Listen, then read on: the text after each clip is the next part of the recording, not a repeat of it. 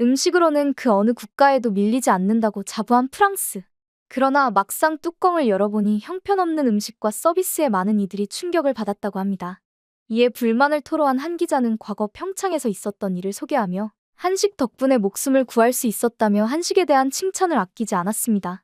파리 올림픽에서 한식이 더 주목받는 상황, 대체 어떻게 된 일인지 지금부터 그 사연을 소개해드리겠습니다. 안녕하세요. 저는 영국에서 활동하고 있는 기자 카라 랜스라고 합니다. 사실 저는 제 직장 외에도 프리랜서 에디터로 활동하면서 여러 매체에 제 글을 기고하는 일을 하고 있습니다. 주로 음식과 관련된 글을 쓰는 일이 많습니다. 해외에 파견 나갔을 때 그곳의 현지 음식을 맛보거나 특이한 음식을 시도해보고 거기에 대해 글을 쓰곤 합니다.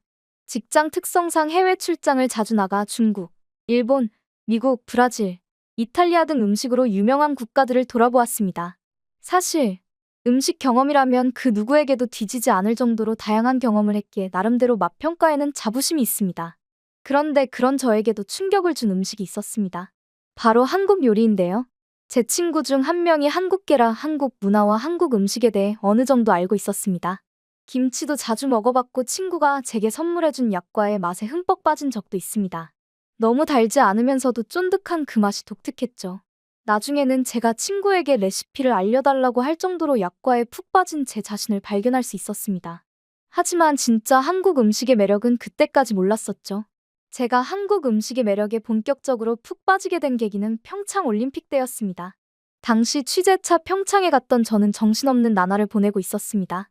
선수 인터뷰는 물론이고 올림픽 현장 분위기까지 말로만 듣던 한국에 와서 여러 일들을 감당해야 했기에 저는 진이 빠질 정도로 일을 쳐냈었습니다.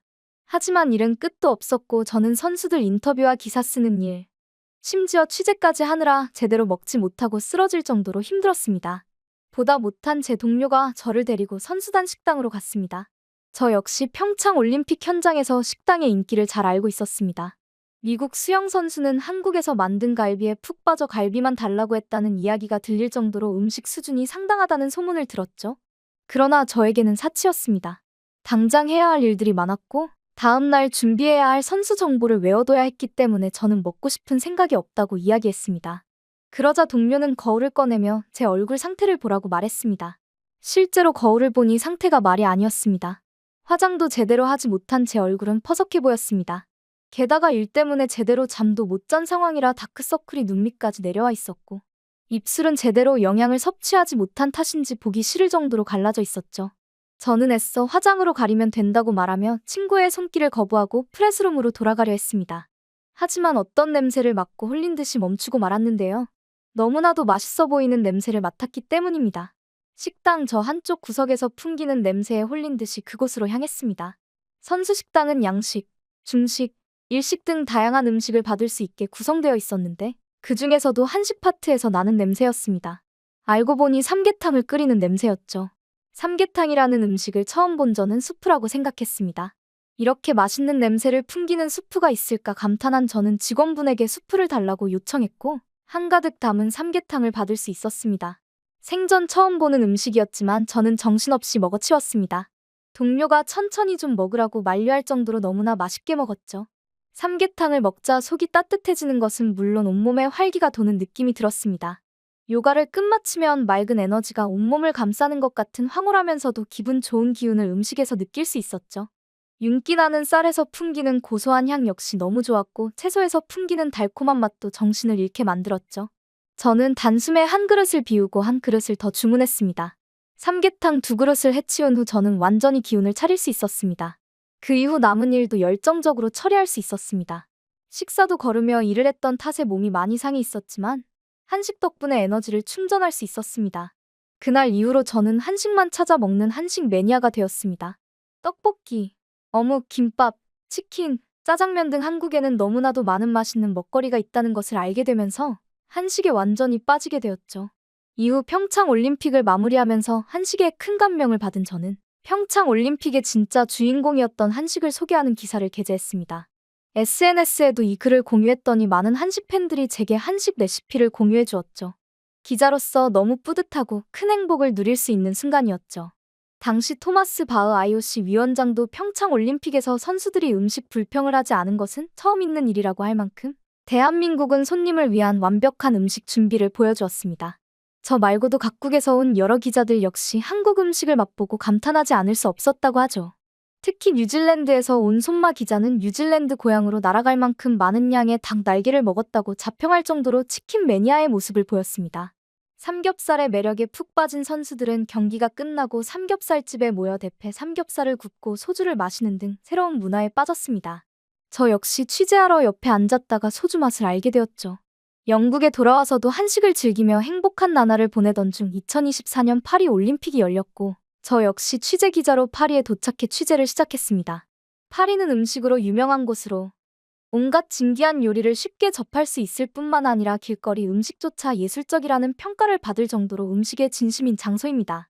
몇 달간 프랑스에 머문 적도 있기에 프랑스 음식에 대해 잘 알고 있던 저는 이번 파리 올림픽에서 어떤 음식을 맛보게 될지 내심 기대를 많이 했습니다. 특히 이번 파리 올림픽은 탄소 발자국을 줄이는 친환경 올림픽으로 진행된다는 점에서 큰 관심을 가졌습니다. 선수들의 식단 역시 채식 위주로 구성했다는 점도 이례적이었습니다. 짧은 시간에 격렬한 운동을 해야 하는 운동선수들에게는 고열량, 고품질 식단이 필수적인데요. 고기를 많이 섭취해야 하는 선수들에게도 파리의 채식주의 실험이 통할지 개인적으로 궁금했습니다. 채식주의자는 아니지만 건강식에 관심이 많았고 채소를 활용한 요리에 큰 관심을 보였던 저는 파리에서 맛볼 다양한 채식 요리를 기대했었습니다. 하지만 막상 도착한 파리 선수촌에서 저는 큰 실망을 느낄 수밖에 없었습니다. 완전히 기대를 저버린 음식을 받았기 때문이죠. 프랑스의 식당 구성부터 조리까지 모든 것이 엉망이었습니다. 일단 식당 구성이 좋지 못했습니다. 채식주의자들을 위한 음식이라는 대의명분이 있었으나 실제로는 급조해서 만들어낸 음식이라는 느낌이 강했습니다. 채소를 그대로 날 것으로 제공하거나 적당히 구운 야채를 소금에 찍어 먹으라는 등 음식 수준이 기대 이하였죠. 채소를 활용한 독창적인 요리를 상상했으나 이는 찾아볼 수 없었습니다. 또한 더 큰 심각한 문제는 음식의 상태였습니다. 맛은 기본이고 신선도 관리조차 제대로 이루어지지 않은 상태였습니다. 심지어 제공된 채소가 시들어 있는 경우도 있었고 요리에 사용하는 소스가 더운 날씨에 상해 식중독에 걸리는 사례까지 나왔었죠. 저 역시도 제대로 먹을 것이 없는 올림픽 요리 수준의 참담한 심정이었습니다. 관광객들이 주로 이용하는 파리 푸드코트들도 상태는 심각했는데요. 스타드 드 프랑스에서 제공되는 푸드코트가 악랄하다는 소문을 들은 저는 취재를 위해 직접 가서 음식들을 주문해봤습니다. 그리고 가격표를 보고 경악을 금치 못했는데요.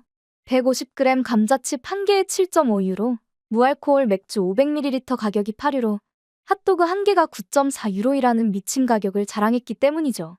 아무리 올림픽 대목이라지만 납득할 수 없는 가격으로 음식을 팔고 있었던 것입니다. 게다가 주문한 핫도그에 상태의 실소를 지을 수밖에 없었습니다. 작은 빵에 소세지를 하나 덜렁 끼우고 케첩과 머스타드만 뿌린 싸구려 핫도그가 나왔기 때문입니다. 텁텁한 빵과 소시지를 억지로 삼켜야 했죠. 미식의 나라 파리에서 이런 가격에 이런 음식을 파는 게 말도 안 되는 일이라고 느꼈습니다. 프랑스 요리를 기대했던 이들도 이런 푸드코트에 폭리의 고개를 저을 수밖에 없었죠. 그런데 파리 시내에서 무료로 맛있는 음식을 먹을 수 있다는 소식을 듣게 되었습니다. 이미 일찍 현장에서 취재를 하던 동료 기자에게서 받은 소식이었죠. 설마 하는 마음에 반신반의하며 불러준 주소를 찾아가 본 저는 모든 것을 이해할 수 있었습니다. 바로 코리아 하우스라는 이름의 한식 부스였는데요. 코리아 하우스에서는 김치 요리와 떡볶이는 물론이고 만두, 핫도그 등 여러 식품 기업에서 만든 음식을 다양하게 준비해뒀었습니다. 특히 가장 열광하게 만든 것은 조리된 컵라면에서 풍기는 냄새였습니다. 일주일은 굶은 것처럼 컵라면을 해치운 저는 한국 직원분에게 혹시 밥이 있는지 물었고 김밥을 제공받을 수 있었습니다. 김밥을 열어줄 주문의 몇 개는 비상식량으로 챙겨두었죠. 정신없이 라면에 김밥을 해치운 후에야 비로소 코리아 하우스를 천천히 살펴볼 정신이 들었는데요. 그 중에서도 가장 인상적인 공간은 한국 포장마차처럼 꾸민 공간이었습니다. 평창 올림픽 때 한국 포장마차를 한번 갔었던 적이 있었지만 당시 한국 선수들에게 이건 제대로 된 포장마차가 아니라는 설명을 들어 내심 포장마차 체험을 하고 싶었었는데요. 코리아 하우스에 위치한 포장마차는 제대로 된 것처럼 보였습니다. 안타깝게 일하는 도중이라 술을 마실 수는 없었지만 각종 음료도 맛볼 수 있는 재밌는 공간이었죠. 저는 파리에 와서 처음으로 만족감을 느낄 수 있었습니다. 그동안 파리에서 쌓여왔던 음식에 대한 불만이 코리아 하우스에서 완벽하게 해결된 것입니다.